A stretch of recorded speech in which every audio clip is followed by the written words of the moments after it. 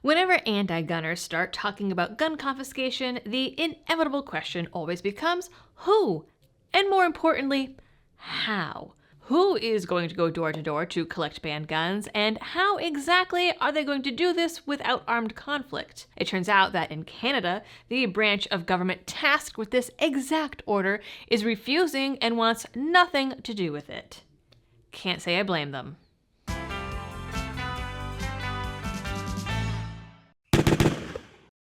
Hello everyone and welcome back to the channel. Right off the top, this video is part of a huge giveaway I am doing with Vanish Holsters. It is their biggest prize yet, and I will have the info on that later on in the video, so make sure you stick around for the whole thing. As for today's story, back in 2020, while the world was roiling from COVID lockdowns and protests, Canada also went the extra mile to ban guns, and it has been quite the saga ever since.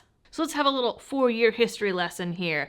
First, on May 1st, 2020, Trudeau announced a ban of around 1,500 models of so-called assault weapons and their variants and copycats, a la Maura Healey from Massachusetts. 2 years later, in May 2022, he announced a mandatory buyback program of the banned guns, making it illegal to own them. He also announced a freeze on handguns, which is really a ban. They say it's not, but it's just arguing semantics because it made it illegal to buy, sell, transfer, or import them. In October of that same year, the freeze, wink wink, became law, and Canada also proposed a buyback for handguns. The government went so far as to offer between $1,300 and $6,200 for individual banned guns, depending on the make and model. They say this is based off of market price, but is subject to change.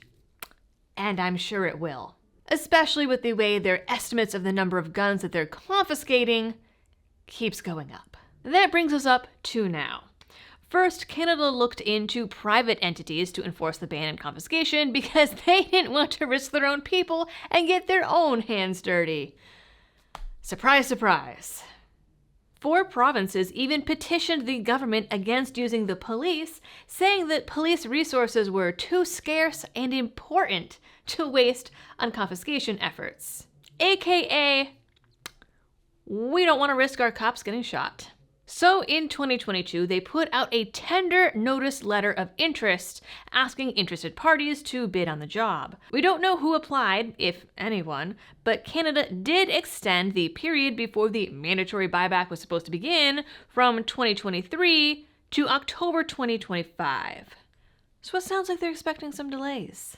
The document tells us that 1, the buyback is already very behind schedule, 2, that they think it will take 2 years to round up all of the banned guns, and 3, that the original estimates of seizing 144,000 banned guns are now sitting between 200,000 and 500,000. If it was the US, I would say good luck, but Canada doesn't have a Second Amendment, and so I don't know how attached these folks are to their stuff and what recourse they have, if any. Another thing that we learned from this document is that if any parties are concerned about their safety, well, Canada says all you have to do is sign an NDA and they'll keep the company's identity secret and their employees secret. That is the only measures of protection that they mention, so we just have to assume that on-site security is not going to be provided. Meanwhile, Canada has tasked the post office with confiscating guns. Oh, bless their hearts. But before I get into the rest of the details on this, here is that giveaway info I promised. I am launching a huge giveaway thanks to Vanish Holsters. We are giving one of you this $80,000 custom Rocky Ridge Silverado for free to one lucky American who buys one of their holsters or t-shirts through June 3rd. Now, folks, we have talked about Vanish Holsters on the channel before, and that is because this is not your average range day holster. It is designed to eliminate all those excuses holding you back from carrying daily. They have 2 size options to fit anyone from a 68-inch waist down to my little itty-bitty size 2, and most important, it won't print. Now this is my favorite holster for playdates, hikes, or any other time I might be chasing the toddler because it is lightweight and discreet and it stays put. Now, if that doesn't sell you, this holster fits 99% of semi-auto handguns, offers versatile carrying positions, and conceals 2 fully loaded magazines. Plus, it comes with an unconditional guarantee that it will be the most comfortable holster you've ever worn or your money back. Now, to enter the giveaway, all you have to do is click my link in the description and get yourself the most comfortable holster you have ever worn. Again, money back guarantee, and Vanish is hooking you up. They are knocking $50 off the retail price for anyone who buys using my special link below, plus extra entries to win that Silverado. So again, get an exclusive discount and extra entries when you use my link down below. And remember, this giveaway ends June 3rd. The current plan, which the government says is the most efficient and cost-effective method of confiscating guns, is to tell citizens they have to load up their secured and unloaded guns in special government-issued cardboard boxes and mail them via the Canada Post to the government. Except the Canada Post is flat out refusing to participate, saying that they are concerned about these safety issues, and rightfully so. They say that they don't want to get involved in conflicts with gun owners being told to give up their guns. The government, in turn, says that they don't understand why the Postal Service doesn't want to get involved, as they say that they already transport guns people bought online, and Trudeau and his cronies think that that is somehow the same as gun confiscation, and so they're convinced the post office shouldn't have a problem. One spokeswoman flat out told the CBC that the government doesn't understand their, quote, safety issue. We don't really understand their safety issue, and we hope that Minister Duclos will be able to go further in his discussion with Canada Post to have another answer. We don't take no for an answer. The logic is apparently beyond them, that there's actually a really big difference between the mailman showing up with a package that you have ordered and might even be looking forward to, rather than them showing up to take your legally acquired property with promise of government compensation, provided that they don't lose the gun, the paperwork, or do any other number of screw-ups that the government is really good at doing. Federal officials told Radio Canada that they're now offering a compromise of requiring the Canadian Post to only ship the weapons to the government without actually receiving or taking possession of them.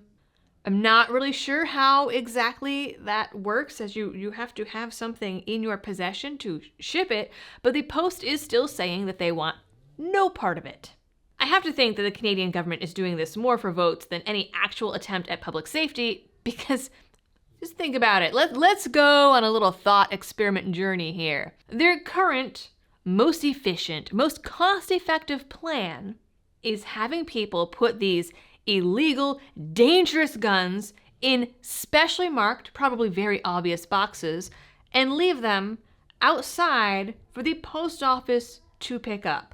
And assume that no one will steal it before it gets picked up, or that none of these guns will fall off the truck on the way to the post office, or from the post office to the government. It also provides a nifty, unsecured place where all of these guns will be gathered, where a criminal could just roll up, carjacking style, which is very in right now, attack the mailman, and steal the guns.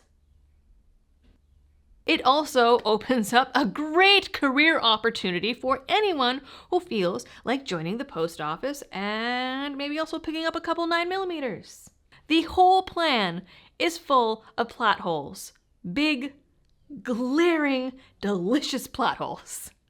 Meanwhile, even gun owners are starting to get mad about it, with some complaining that these guns they're not allowed to shoot, transfer, or do anything with are taking up space and collecting dust in their homes. Law requires that, until they're turned in, they need to remain locked up and secured. Some are looking at the government and saying, hey, if you are not going to let me use my property, at least give me that money for it, especially in today's economy. I mean, if you've got a couple of these guns that they're supposedly going to pay $6,000 for, you could be making out bank. Would I give up my guns for that personally? No. But if you don't have much choice in the matter, at least maybe you can get like 20 or 30 grand? The buyback, which has been delayed again thanks to the good old Canadian Post Office, thank you for your service, is allegedly going to go down in 2 phases. First, dealers, retailers, and manufacturers are expected to turn in their inventory, seriously, to the government for destruction. Phase 2, individual owners will be expected to do the same. And even through all of this, the government maintains, as per their website, well, we know that no single government program will stop crime, and this buyback, which could cost them $1 billion or more, is only one small part of the solution. The others, of course, require a lot more laws and a lot more money to stop those pesky, wild, and lawless Americans from bringing their nasty guns to Canada. So yes, it is somehow our fault. That is it for this video, guys. I just thought this story was deliciously hilarious. You guys know the algorithm drill. Please like, share, and subscribe if you are new here. Ring that notification bell. Drop a comment down below if YouTube will let you. There's some kind of error going around that is allegedly not being targeted, but random channels are having their comments randomly turned off so that their videos just die. So, not cool. So if you can drop a comment, please do that. And as always, folks, thanks for tuning in and happy shooting.